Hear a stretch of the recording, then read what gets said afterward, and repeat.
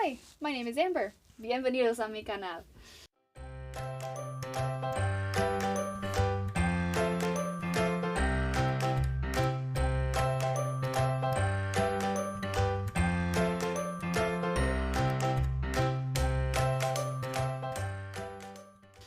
Alright, I am back again with these two lovely ladies. If you did not watch my previous video, this is Sarah and this is Lauren. What's up? New friends of mine that I met in Costa Rica. That's where we are right now. It's late at night, but we're having fun.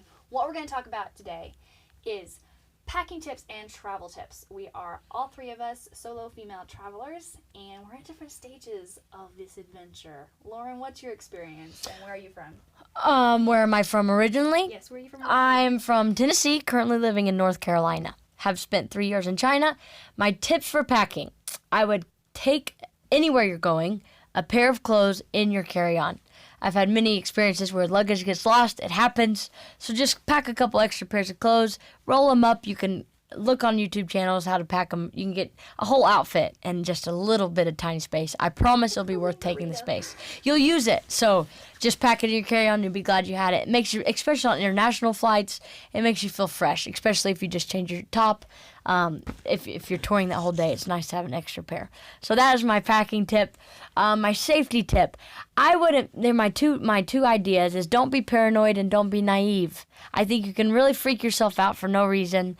And don't do that. Enjoy your travel, but also don't be naive. Be aware of what's going on around you, and always have your phone. There's all kinds of safety things now.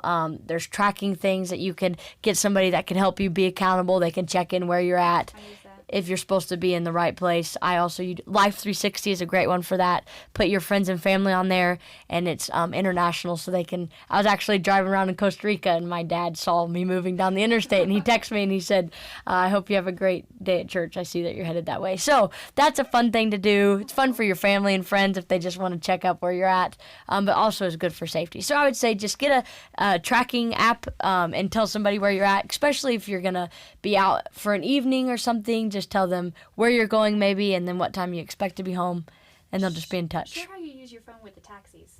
Oh yes. So especially at nighttime, I would recommend, if you have another choice in the evenings when it's dark, don't ride in a taxi alone. But if you don't, then that's fine. Again, I always write down the license plate number of the taxis. Just put it in my phone real quickly. And then when I get in, I just double check. They have all their legal things. They have usually a little pouch with their identification number and their picture, and just see if their picture matches the man. That's always a good thing if they're not driving a stolen taxi. So I would just recommend that. And don't save the extra $2 and ride in a pirate taxi. Just pay the little bit extra and ride in a legitimate taxi. I'm all about saving money, pinching pennies, but eat a cheaper dinner or something. It's not worth getting in a pirated taxi. Absolutely. So there's my tips. Girl with experience right there.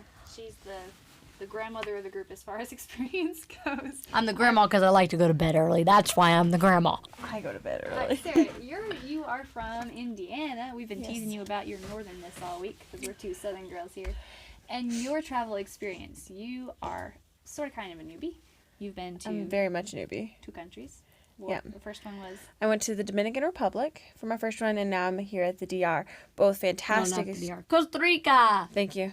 Yeah, It's late. It's Have we late. said I'm that? gonna Have go we back to said that. that yet? Thank you for catching that for me. No problem. Anyways, both great experiences. I've really appreciated both. I just went blank on what my tip for travel was. Oh, okay, I remember now. Whenever you do travel, you will have a lot of like little tiny travel shampoos, lotions, suntan lotion, gel, whatever. Bring the suntan lotion. Definitely bring the suntan lotion. I actually brought a big bottle of that. Anyways, anything that's a liquid, make sure you put inside a Ziploc bag, because whenever it reaches a certain altitude, I'm talking too fast. When it reaches a certain altitude, then it could explode. And not like a crazy explosion, but definitely something that gets all your stuff yucky, and you don't want to scrape conditioner off of something for the next hour or so. That you want to be enjoying the sights, not rewashing your clothes. So just make sure you put it in a Ziploc bag. That'll keep it at least secure and your stuff clean. And you're talking about checked bag. Checked bag, yeah. Because whenever you don't, you're not really supposed to bring the extra stuff with you on the plane. Right. If you, clarifying. yeah. Thank you for clarifying that. My tip for you for safety is just be aware of your surroundings. If there's obviously someone that you recognize that's at the same restaurant that you're at for like the third restaurant in a row, or keeps ending up at the same park as you every single day, or whatever the case is, they're obviously stalking you. So make sure you don't obviously avoid them. Just making sure that you are staying a good distance away. Don't draw attention to the fact that you've seen them, because once you do that, then they're a little more on guard. Maybe, I don't know. I'm trying to think about that.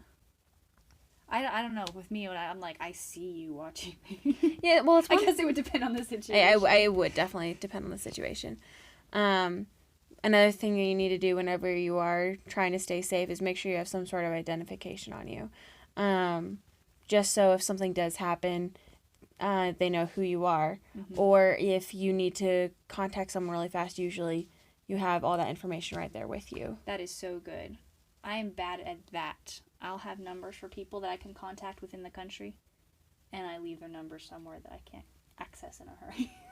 So yeah, make sure you have every number you need to have, because like calling mom while I'm in Costa Rica is fun and all, but she's not going to be able to help me anytime fast. True. That is so, true. Those are my tips. You were talking about that earlier too.